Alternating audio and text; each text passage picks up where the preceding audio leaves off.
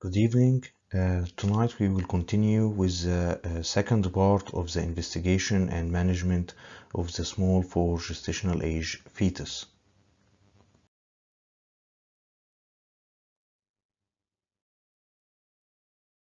So we're going to start today's lecture with the diagnosis.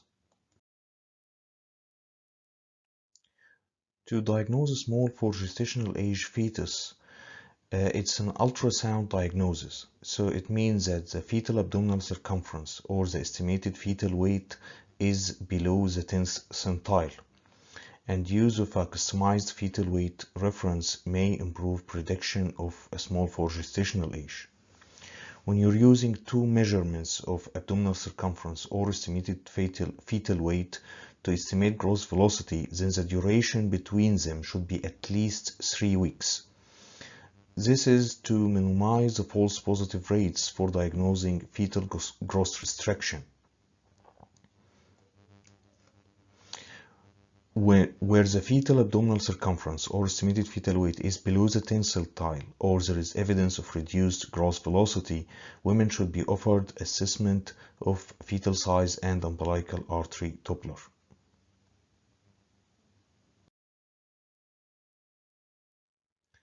So a non-evidence practice is to routinely measure the abdominal circumference or estimated fetal weight in the third trimester routinely for low-risk women without risk factors. It does not reduce the incidence of small for gestational age or improve the perinatal outcome. We are going now to move to investigations.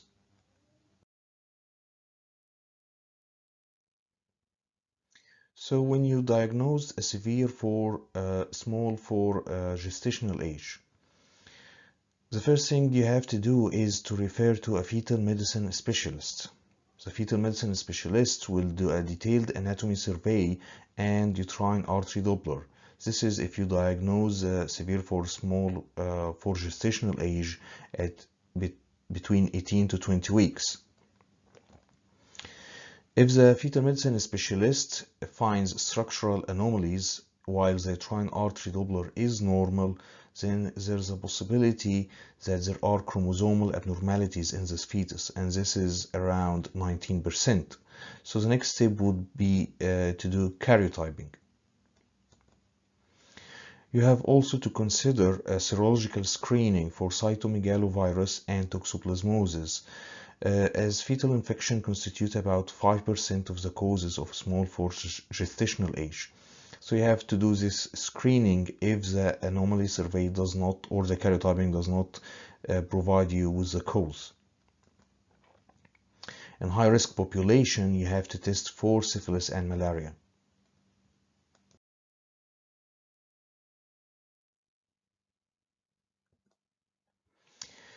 If you diagnose a small for gestational age in the third trimester, then as an investigation, uterine artery doppler will have limited accuracy for adverse outcomes and it should not be used. So how to prevent small for gestational age? The two recommended practices in the Royal College guideline is in women at high risk of preeclampsia is to start an antiplatelet agent as aspirin before or at 16 weeks of pregnancy. And if the woman is a smoker, then she should advise regarding smoking cessation. Do not offer dietary modification, progesterone supplementation, or calcium supplementation. And while antithrombotic therapy as heparin has showed promising result, it still has serious side effects and the fetal outcome is still uncertain, so they are not recommended for use in the Royal College guideline. Coming to fetal surveillance. There are 6 methods for surveillance of the small for gestational age. The value of the surveillance is to decide when and how you're going to deliver the fetus. So the 6 methods are umbilical artery Doppler, which is the most important one of them, middle cerebral artery Doppler, ductus venosus and umbilical vein Doppler, cardiotocography, amniotic fluid volume, biophysical profile. To start with the first one, umbilical artery Doppler. If you perform an umbilical artery Doppler and it's normal, then you should repeat the umbilical artery Doppler every 14 days.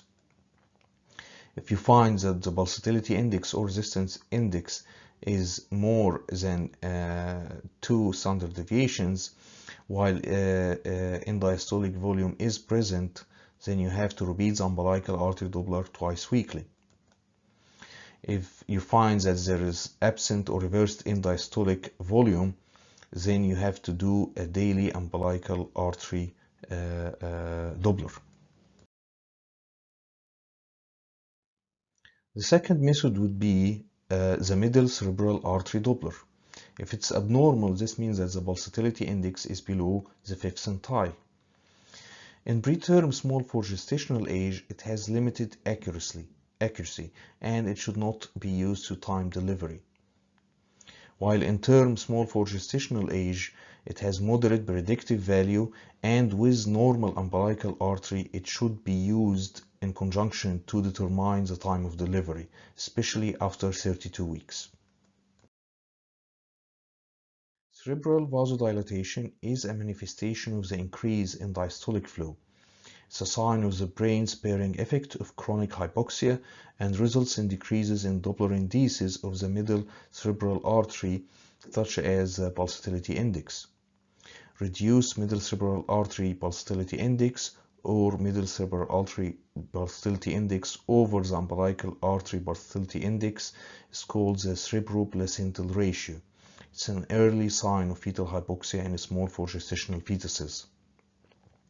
Middle cerebral artery Doppler may be more useful test in small for gestational age fetuses detected after 32 weeks of gestation, where umbilical artery Doppler is typically normal. The third method is Ductus Venosus Doppler. It has moderate predictive for fetal acidemia and adverse outcomes. It should be used in the preterm small for gestational age fetus, and with abnormal umbilical artery Doppler, it should be used to determine the time of delivery. If we look at the waveforms, here we're going to look at the A wave. As you can see, this is a normal A waveform, and with an abnormal ductus venosus Doppler, the progression is going to be an absent A wave, and then with progression you're going to see a reversed A wave.